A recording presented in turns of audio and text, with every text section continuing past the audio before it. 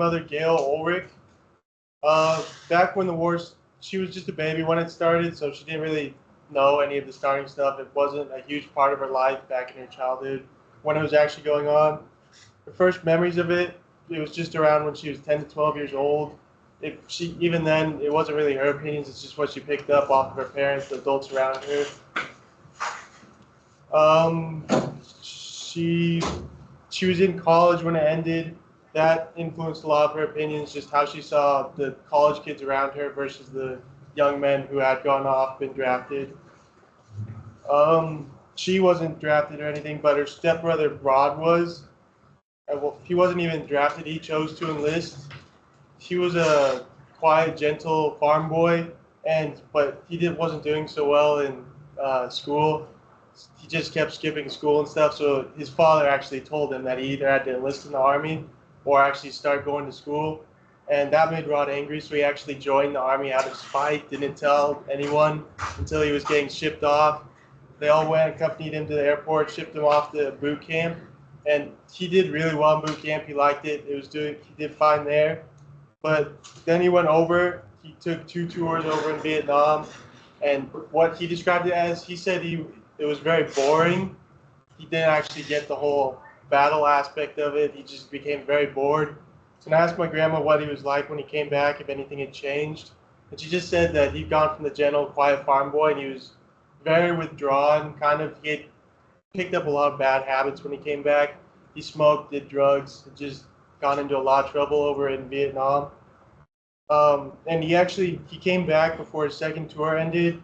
His father died like a month or two before he came back, so he got a compassionate discharge and came back early. I asked my grandma about her feelings about it, and once she was older, near the end, and started to develop her own feelings, she said it was all very complicated. She understood why it was going on, but she didn't necessarily agree with it. She said that everyone realized that it was not really a war for Vietnam, but just a war against communism and against the Soviets. Um, she really started to go more against it as it uh, near the end. She says she just hears stories of destruction in hallways, and she saw the picture of the naked girl running away from the burned village, her clothes all burned away by napalm. She, as the war ended, she really said that it was a pity that we went to war. We shouldn't have interfered. But as for drafting, she she kind of flipped back and forth. She said it's our duty to serve our country. If we got drafted, we should go. But she didn't like the forceful nature of it. So she was kind of back and forth on that part. Um, I asked about how she feels about it more after the war ended, as she got older, wiser. And she says she questioned it even more. She regrets it even more now. Uh, then she feels very regretful about the animosity between the college men and the servicemen.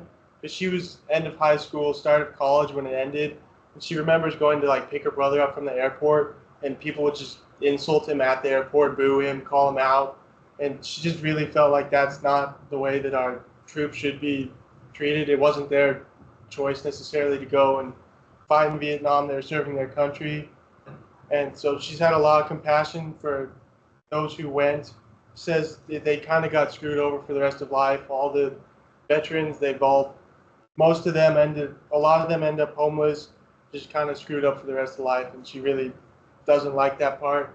She says Afghanistan, Iraq, that kind of reminded her of it, but she says it was even worse for the Vietnam guys. Um, I asked her about President Johnson and Robert McNamara is escalating the war efforts. She says that the U.S. leaders were cocky. We did not really know what we were getting into. They analyzed it and just over assumed what they could do. And she says she never really felt like they were winning. For a while, she didn't feel like we were losing. But as the war went on, it just felt like we just weren't making any progress. It was all just falling apart. Um, Asked her about if sometimes asked her about 7A. Humans must stop killing each other human beings. She said that was too philosophical for her, and she didn't want to go down that rabbit hole.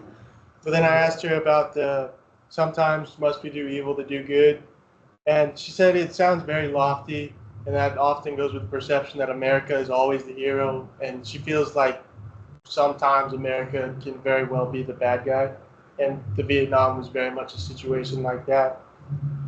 Um, and most of it all, it was just a very sad time in her history. She very disappointed in how the troops were treated, why we got into the war, and how it all turned out. Where'd you grow up at? She was down in Kansas or Colorado, just a small farm. And did you? That would be your uncle who enlisted, right? Then? Yeah. Uncle? Did you ever meet him, or? No, all of her siblings died before I was born. That's pretty good. I like the, we want a family that they. That's interesting. Despite his dad. Yeah. I'll show you on John. By the time. All right, good job. Okay, let me check. Would that go next? You want to go, Alex? You want to go? Sure. Let me just make sure Alex is working.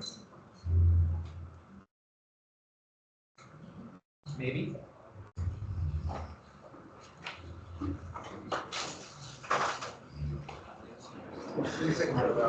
One sec. All right, go. Okay. I interviewed my paternal grandfather, Leonard Cloninger. He was born in 1955, so right when the war was starting. And the summer he graduated from high school, 1972, he tried to enlist in the Air Force because he said that the Air Force gave many opportunities that he really liked, and he really liked working with electrical things. And he passed all the tests except for the physical. He couldn't go into the Air Force because he was colorblind. But he said something interesting. He said that he wasn't like encouraged to go to another military branch. He could have gone into the military or like to the Navy, but he couldn't because they just like weren't encouraging it.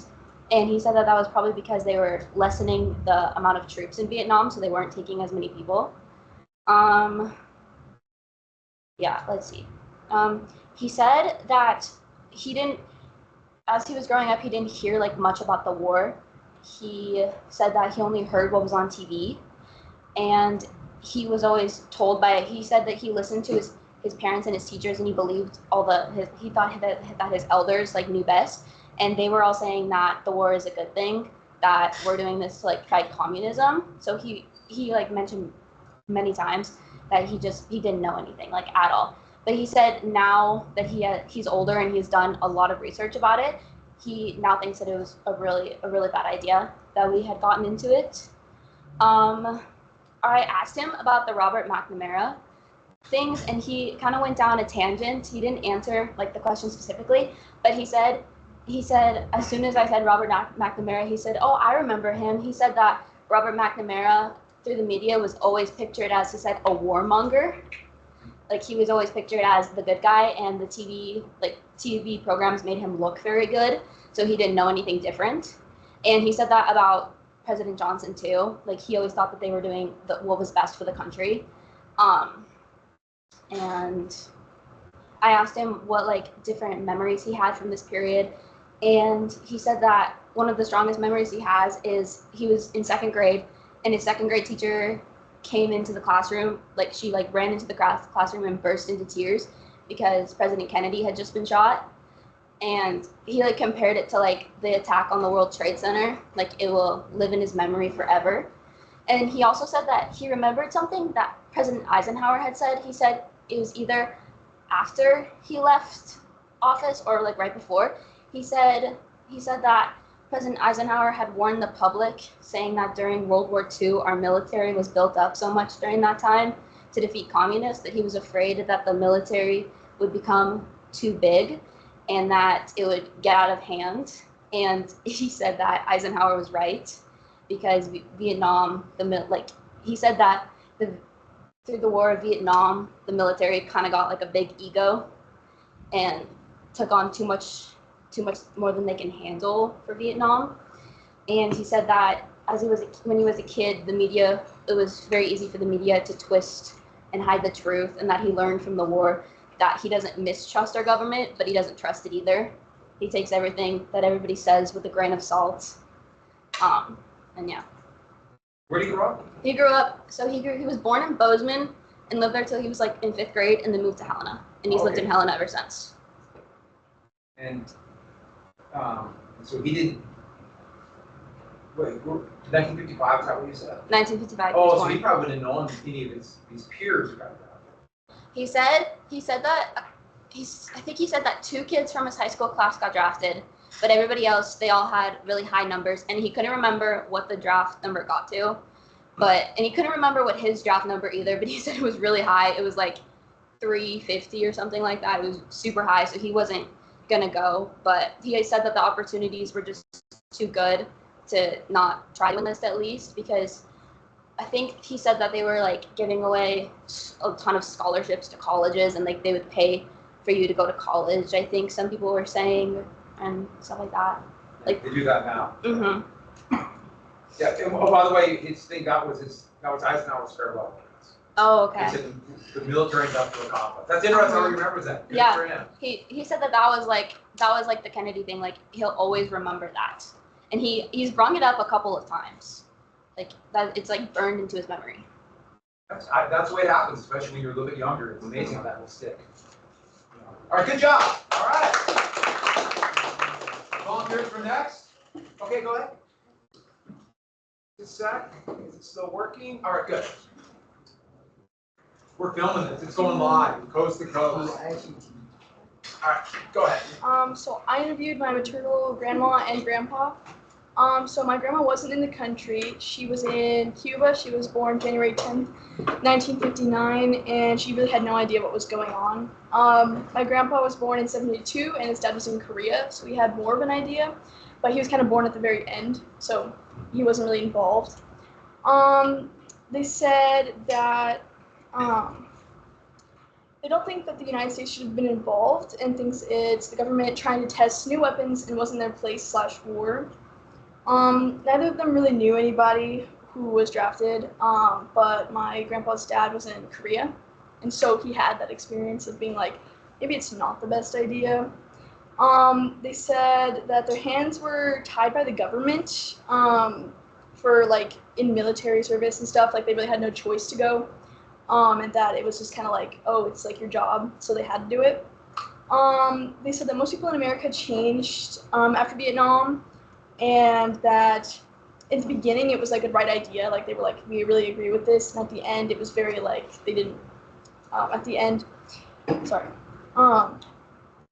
Yeah, they said McNamara was on the pay time, like he was doing it for money, while Johnson wanted like a more better idea for the world, while JFK was determined in the war effort. I asked them about more stuff about McNamara, and they said that they were very with McNamara on that, and that he was involved with that he was involved with Agent Orange, and he had engaged with evil and made him feel better for the war effort. Yeah. They said both really weren't into it. My grandma was in Spain at the time for any really other areas of that. She came to America in 1973, so at the very end, and she was like, I really didn't notice any effects of it. Nothing was new to me because she was new to the country, and it was all new. She was like, didn't really have like that difference to compare it with. My grandpa was from Butte, moved to Helena, had been in Helena for his whole life. They said that it's not our place to it's our place to police global issues, and that people's lives are worth more, and that we did not gain anything except being able to like test the war instruments and things like that. Yeah, that's a good point. And when was your grandpa born? My grandpa was born in 72. 72. Okay. Yeah, and my grandma was born in 59. She was only 14 when she got it. She was in Cuba, or? So until she was, I think, 17. So from 14, so she was 14 in Cuba. Then she spent time in Spain until she was like 17, 18, and then moved to Florida. Oh, I see. Okay. Yeah. Yeah, so she was just, everything was new to her when she got Yeah. it. So it just wasn't her. That's interesting about McNamara for the money. I find that fascinating. That's good. A little bit too young. And did they know anybody? Was your grandpa especially with you, like any relatives or? Not other than his dad being in Korea, their families were both kind of like anti-don't go right now. It's really hard time. So. All right, good job. All right. Who would like to go next? James, all right.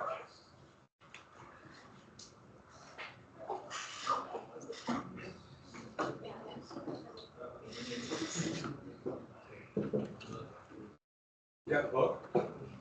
Yeah, it's in my backpack. So I interviewed one of my dad's friends. His name was John Quintrell. During the period of the Vietnam War when it was starting to get really bad, he was still just in high school. He was a senior in '67, and he was a senior in '65, and he got drafted in '66. His dad wanted him to go to college to try and get out of the draft. And during one semester of college, he was doing so well that he decided to drop out for a bit and work at, I think, Safeway. But during that one semester, he wasn't in college. He was drafted. And he went in at 68. And he was in a unit called the Wolfhounds. And they would kind of have, like, go out at nighttime and try and sniff out Viet Cong with wolves. And he didn't really think, he wasn't into politics, but he said that he did not like LBJ and Robert McNamara's choices. He thought the war could have been won way sooner if it wasn't for McNamara. And he was told that he was going down there to fight communism, so he didn't really know what he was doing. He was just told that he was fighting communism. By the end of the war, 49 people in his unit were killed. And one thing that he really remembers is that he mentioned that to get promoted, they needed high body counts, and he does remember people lying about their body counts. He still remembers his first kill in there. He was really terrified, and he had a grenade launcher, and he shot a member of the VC right below the neck, and it blew him up. And he was just like sitting there like traumatized, and everyone behind him was cheering. And then that's when he kind of realized that it was going to be different.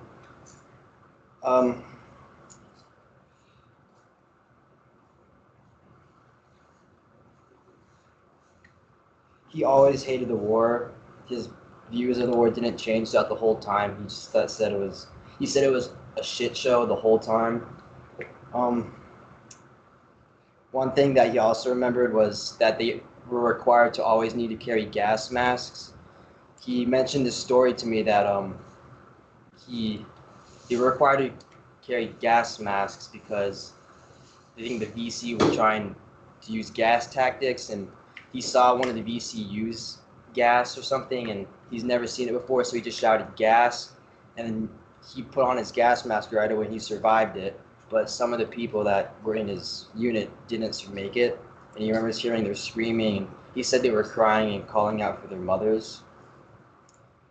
Some other stories and memories that he remembers from Vietnam is that one of the people in his unit got caught in a booby trap.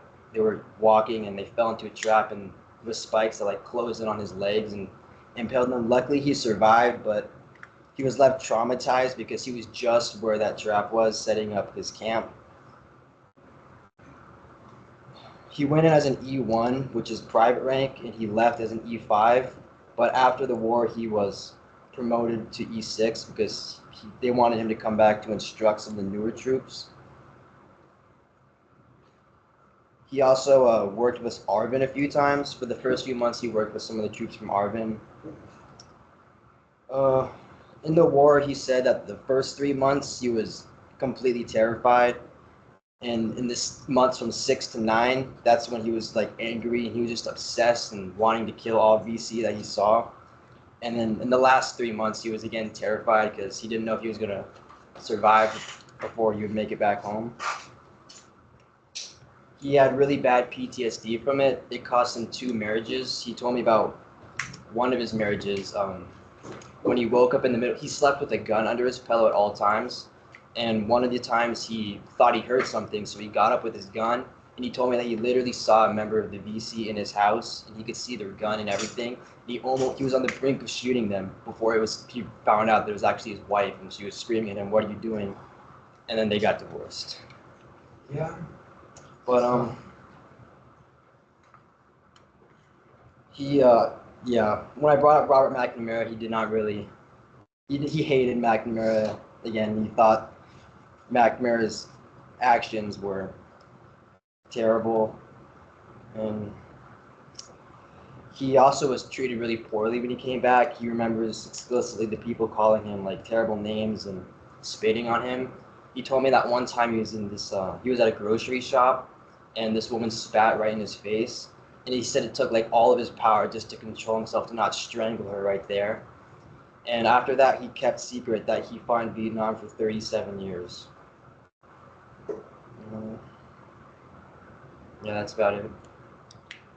Did he have any lessons? The really only lesson that he said that stuck with him was to not trust anyone. I don't blame him. More marriage, obviously, like that. Oh, and one thing that also stuck with him from Vietnam, a big memory, is that his commander told him they found a VC graveyard, and his commander told him to dig up the bodies to see if they like hid any ammo or anything in there, and they dug up the first one, and there was nothing there but a dead body, and I think there was a rice bowl, a mini ladder, and a teacup. And he said his commander actually kept the teacup as like a souvenir, but they dug up 3 bodies and they didn't find anything. And after the 3rd, they refused direct orders to dig up any more, and most of the guys even threw up. Yeah. And he kept a teacup? Yeah. Split up. No. And where did he grow up again? San Diego, California. He was doing well in college, but decided to take a year off, and that's when they got. Yeah, just 1 semester off, and then he got drafted. And he wrote a book, right? Yeah. So he gave you that book? Yeah, and that's why he sometimes comes into my dad's class and talks about his book. That's really good. All right. Good job. All right.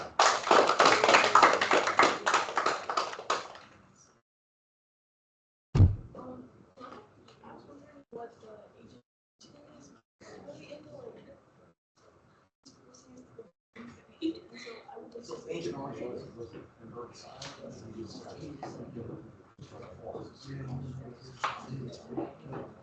Wow. It's a whole new question. My uncle.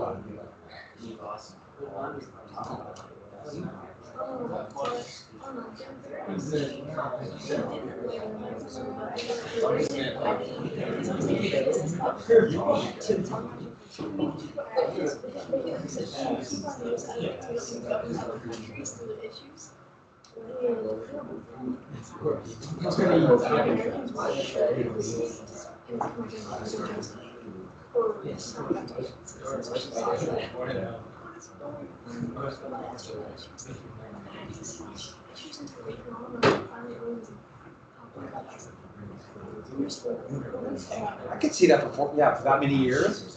And then after Gorbachev, they moved to Spain. She left him in Castro. Yeah.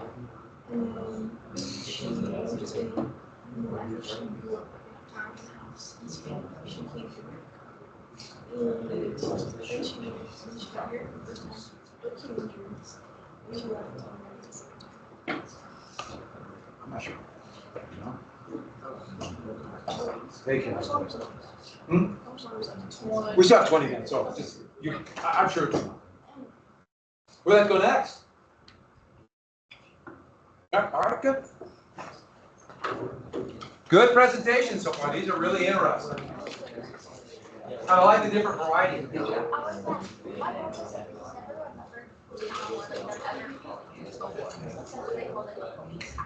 Yeah, and that came from Korea. you ever heard about those years on the news? It was always called the police act. And I should have said, that's a good point, they never did until, they didn't call them Vietnam War. Second one, so.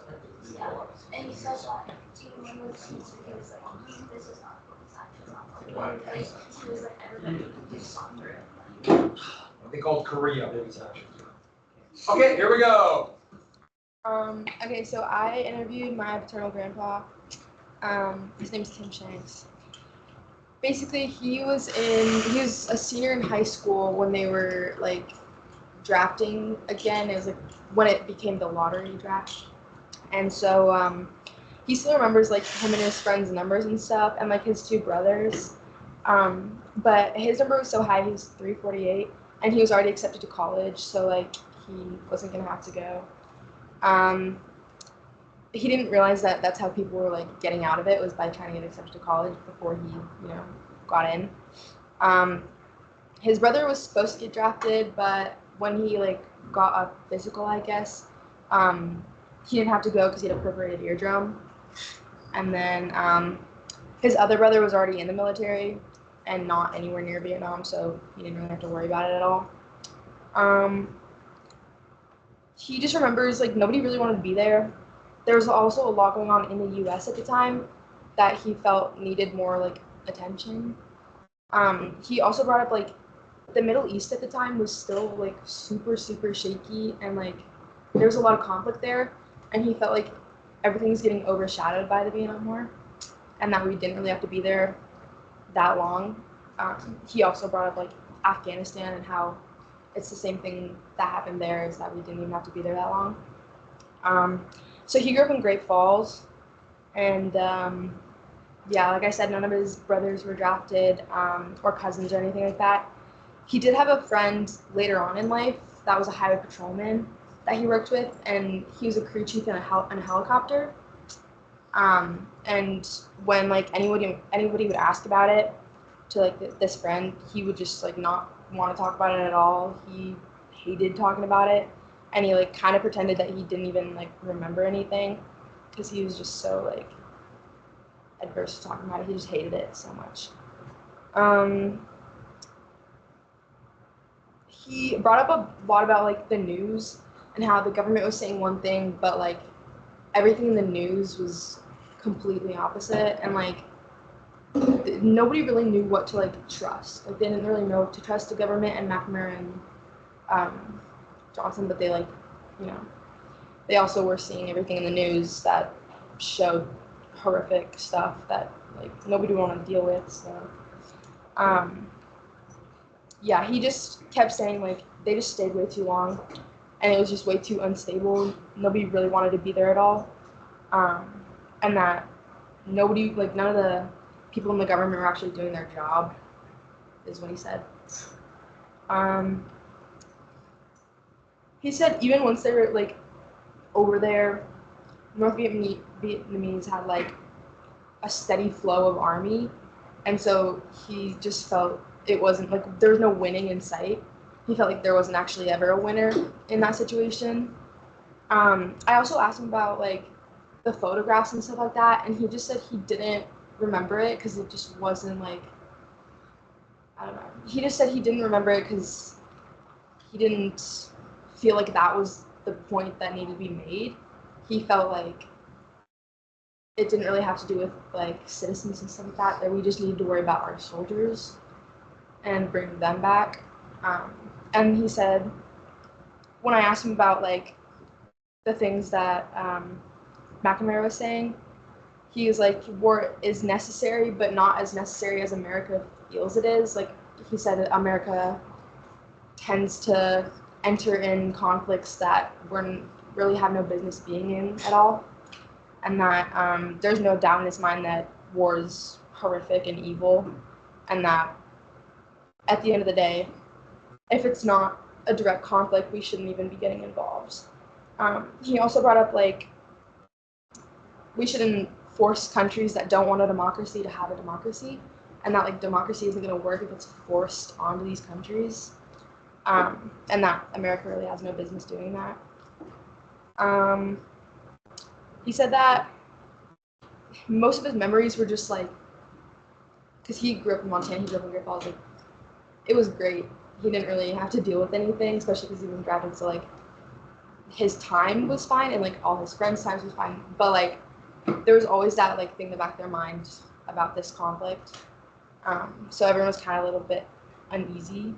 But yeah, basically, his lessons and takeaway was that you have to look at it and ask, was it really necessary? Because France had already left. Like, they knew it wasn't necessary. They gave up. Talked about, again, like democracy, how it shouldn't be forced. And that the soldiers were just made to do things they shouldn't have done. And then I asked him about like treatment of soldiers, and he said he didn't notice any like aggressions firsthand at all. He mainly just said like they were kind of just ignored. Like, they didn't get ticker tape parades, or like they weren't celebrated at all. They weren't thanked at all. They were just kind of ignored. But he said he never noticed any like actual aggression. So. And how, you said he was a senior in high school in 69? Yeah, 68, 69. And did he know anybody? He didn't really know anybody. Like a couple of his peers were, but none of his like close friends, none of his cousins or anything like that. No dual family members. Yeah, that's the random nature of it. Some people get, like, whole families go, and sometimes people get mixed. And he grew up in the garden spot of Great Falls, so it's not that fun. I do like that. That's good. That's good analogy. Like, life is great, we're having a great time, but in the back there's something. Yeah, that's really common. All right, good job. All right. You're a volunteer, you're on a pick. Okay, good.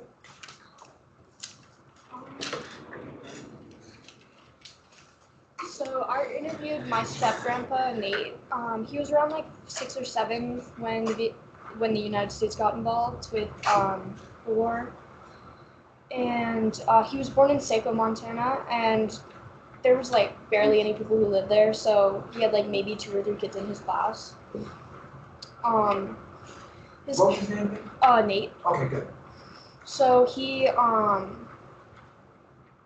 luckily his parents were only children, so he didn't have any aunts, uncles, or cousins that had to fight. And his brothers were one younger and one older, and they were also too young to fight before the war ended. His dad was in the army before he was born and was discharged right after he found out that his older brother was born. So yeah, he didn't really have to think about military service, and his dad was too old to be drafted. So the only reason he knew about the war is because of TV. Like, no one ever really talked about it unless he like overheard his parents talking about it. And he was too young to really understand. But him and his brothers would play war out like in their backyard with like sticks and stuff, pretend they were guns. And so he only, when he was like 10, he moved to Helena, and he was in waiting classes with a lot more children, and he heard about these 5th grade boys. Their older brothers were in the war, and their uncles and stuff, and they would get stuff from them. And so I showed him the pictures of like the little girl running away from the forgot what it was, but yeah, napalm. He just said it was kind of like stupid how people were bombing and like murdering innocent children. He didn't like war at all. And his opinion on like communism and stuff, like his dad hated it, so that's like kind of formed his opinion. And he doesn't like politics, so growing up, he didn't ever vote. He's never voted before. So when I asked him about like McNamara, he was like, I don't know who that is, because he had no idea who that was. And his parents didn't care about politics either. And he was like 15 or 16 when the war ended. And he remembered coming home from school and his parents were talking about it. And he turned on the TV, and it was just, yeah. That's all I got. The lesson, he doesn't like war, but just knew like bits and pieces. Yeah. And a few older brothers, but that's it. So he was right at the age he was there. But Yeah. not. And Seiko was there. Okay. All right, good job.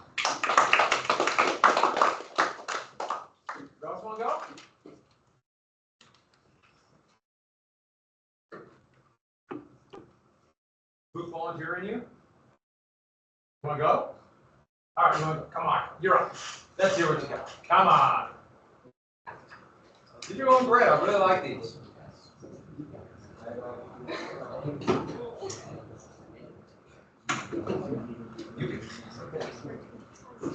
On Friday, we'll circle the desk and you guys can walk, okay? All right. That works for me, especially with his knee. All right. So I interviewed my grandma on my mom's side. She was born in Augusta and then went to school in Bozeman during the Vietnam War. She graduated 3 years before it ended, and she knew a lot of people that got drafted because they just didn't want to go to college. They didn't think they were good enough, so they just got drafted. She said one of her biggest memories about that was when they all came back. They were a little bit messed up, didn't want to talk about it. And then her brother, my great uncle JT, he got a number, but he didn't get drafted. His number, she said, she remembers it to this day. It's 254. My grandpa was already enlisted in the Army, so he got shipped over there. He never talked about it, which is one thing she said stood out to her a lot as well. She also said she thought the U.S. involvement in the war was ridiculous and pointless, and since she's in rural Montana, all the media is giving her all these different stories, all these different kill counts, and she just didn't really know who to believe. And so she didn't trust Johnson and McNamara either, thought that they were handling it the wrong way. Said she saw the point but didn't agree with their decision, thought they were acting more politically than in our best interests. She didn't really have any views on the war because she fed all these different stories.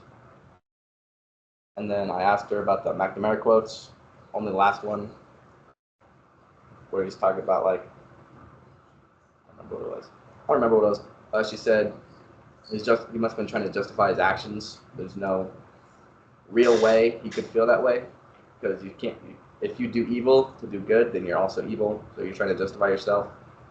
He said, any lessons we could have learned, obviously we didn't learn, because then we got in Afghanistan and Iraq. They forget.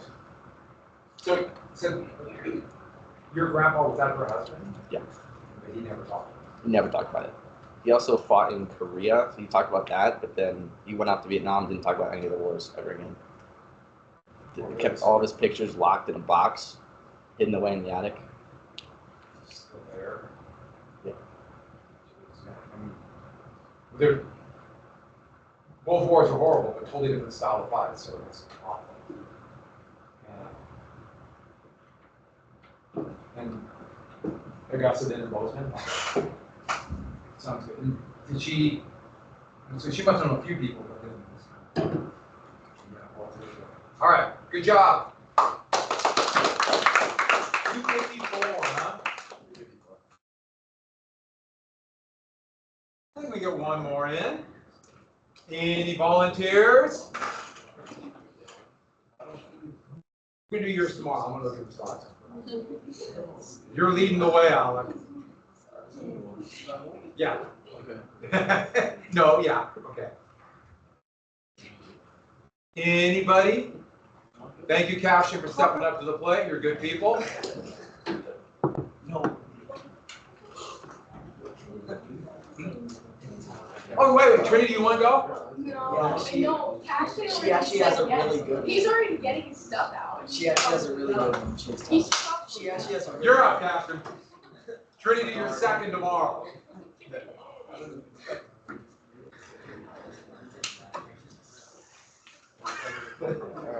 I did like how you both trying to help each other out. That was really nice. That is just sweet. All right, go ahead. I interviewed my grandpa's friend on my mom's side, and his name is Mike Vincent, and he was from Butte. And I asked him if he was drafted or if he was enlisted, and he said that he was drafted. Then he wanted to show the Army. Then he enlisted in the Marine Corps. Then I asked him about what he felt about the draft, and he thought it gave people a purpose in life. He thought the draft was good and that it helped America. So I thought that was pretty interesting. And Another interesting thing is that when he got in like the Marine Corps, he got like a sergeant, and 3 other sergeants were from Butte also that he didn't know about until he was there. Oh, they just happen to be. Yeah, so they're all Butte boys, he said. Oh, Right? And he was a radio man, and he was stationed in Yellowneck Square, which was seen as the heaviest fighting. And before I was allowed to interview him, he gave me this book and told me I needed to do research before I was allowed to interview him. So Yellowneck Square was a strategic area in Vietnam that saw some of the heaviest fighting located in the South Vietnamese demilitarized zone, which separated North and South Vietnam. The square was about 6 miles wide and 9 miles deep, and the area was nicknamed Netherlick Square due to the number of Marines that were served there. And another thing that I found interesting is that he helped with the McNamara Wall, he called it, which was a wall from basically Yellowneck Square where he was, from coastline to coastline, just a wall. And he said that he personally was there, like, making the smart idea, and he's like making fun of McNamara, calling him Trump with the wall, and saying that he got shot at a lot doing that, and the most shot that he's ever been. And he would always bring up, like, I would ask him like his personal experiences in war, and he would just always bring up that he was just trying to survive, and that he was there to fight communism, but none of the soldiers gave a damn about communism. They're all there just trying to survive. Every question I asked him, he would always bring it back to that he was just trying to survive. And he was stationed at Yellowneck Square for 11 months. So yeah, and he never got any rest time or anything. So it was constant just. And he's never been hit, but 3 of the other Butte guys were hit. And he says he doesn't know how he wasn't hit. He feels like that he was inches away from being hit. And one of the things I found interesting, I asked him one of his personal views after the war, and he said he saw his grandson playing, I assume it's Call of Duty, and he said that was very offensive and made him turn it off and actually started screaming at him because he found it offensive that they were projecting the war and just playing it as a game. So, and he said that it just hurts America to play those type of games. And I asked him if he has any war memories. He was very vague on the questions because he didn't really want to talk to me, I could tell. And he said, I have a lot of memories, but I don't think I would want to share them with you. So, Yeah. and I said, what lessons do you have American today based in Vietnam? And he said, don't get too emotional over political issues. That's the main lesson for him. And I don't know. That's about it. You know what year he went? When he was there, I would ask him about dates, and I asked him about his birthday, and he just told me that he was in his 80s. He would be like, so. I don't blame him for being on. What the heck, right? And another thing I found interesting is that he didn't find out about any of like the plans that he was like doing until after the war. Like, Or you mean stuff he was doing? And what yeah, they were like doing? it was like so top secret, and he was told like if he told anyone about the plans, he'd be in prison. And another thing, he said that he was never treated badly. So I found that interesting too, after the war. It was probably 67, and that's when the McNamara Wall was. Yeah. Didn't. Yeah, no, he said that anytime you would try to play like a concrete thing out there, he would just get shot at immediately. Remember Case On? Remember that in the video? Yeah, really close to Case On. Yeah. Really close. That was hard. All right, good job. All right, nice. Good everyone. Good job. Yeah, I mean, fucking priced out for him. You sound a little honoring. But did you like the book? I flipped through it. I didn't really read it though. You didn't tell him about it. Oh yeah, I told my rep. There you go. All right, Alec will lead the way, then Trinity. Okay, you want to go now? No, We're all sticking around. no, Alex is supposed to go first. So. You're so able to volunteer other people. You have a gift. No, and then we'll finish up everyone else. Great job. I really think these are great. Evan will be after that third. We got a few more left. 1, 2, 3. Yeah, I see you. 4, 5, 6, 7. Okay. Perfect. Really nice job today. I thought these were great presentations. I thought you were giving her the. Wait a second. Come on. Yeah, give it. Oh yeah, all right. All right, good job though. I really like these, and then. Yeah, I was going to talk a little bit about the McNamara wall, but I wanted to set up the video and I was running out of time. It was worthless. A lot of electronic demos. Who did you interview again? My coworker. How'd it go? Good? Yeah. Well, And then, Evan, who'd you interview again? Your uncle? He was on Trust you? Yeah. no, I can't.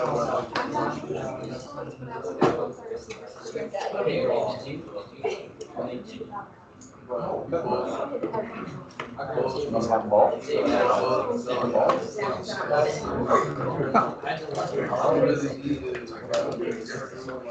I grew up reading cursive, so then I got lots of that. But I like that they don't write it out. Oh, very good. All right, good, good. I like these. These are fun. I really enjoy the interviews. I hope people learned something new.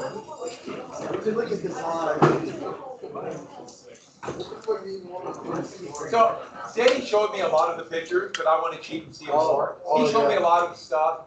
I can show you. And I know your grandpa was very emotional. Yes. Wait. It's in the family. Yeah. Yeah, I'll do it again. The bogey was also yeah, that's probably cool. I really want to come in the hallway. Family call. Yeah, but I'm gonna see you like afterwards or something. Why did you raise your hand and said I had to go? Because I thought I needed a lot more like examples to go off of, so I feel like I Nice try.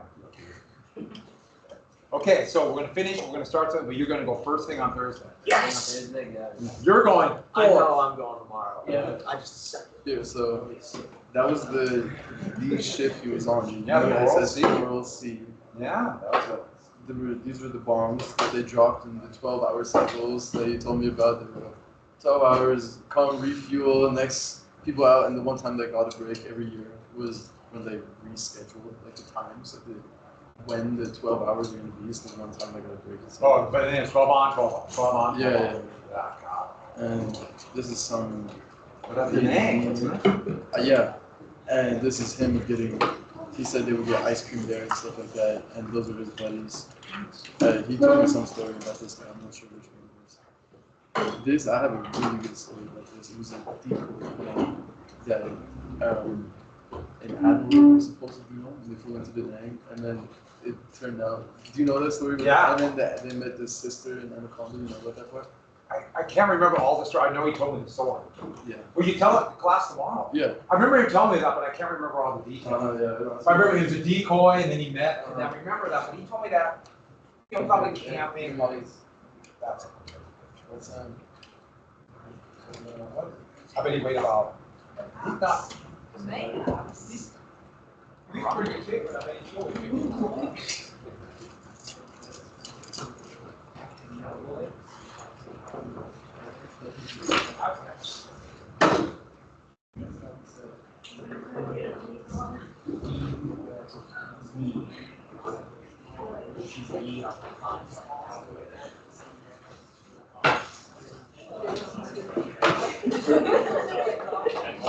We need to recreate a specific thing using different assets. I brought up that there's nothing stopping us from screenshotting the original one and pasting it in. There's nothing stopping us. And when I asked her, she said, there's a lot more stopping me from doing it.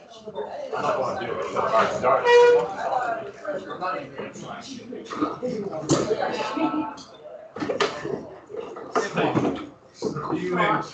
He just showed me pictures from his Vietnam War presentation. His uncle gave him a bunch of Hilarious. You're not cold. Repeat after me. It's almost too warm. Say that. All right, I have good news for all of you. Let's go get started. Take out your notes and your review list. And then, oh, I gotta shut the camera off. I was filming my special topics presentation. Those are fun. I really enjoy those. Special topics is a very good class. Everyone's got to get in front of class, so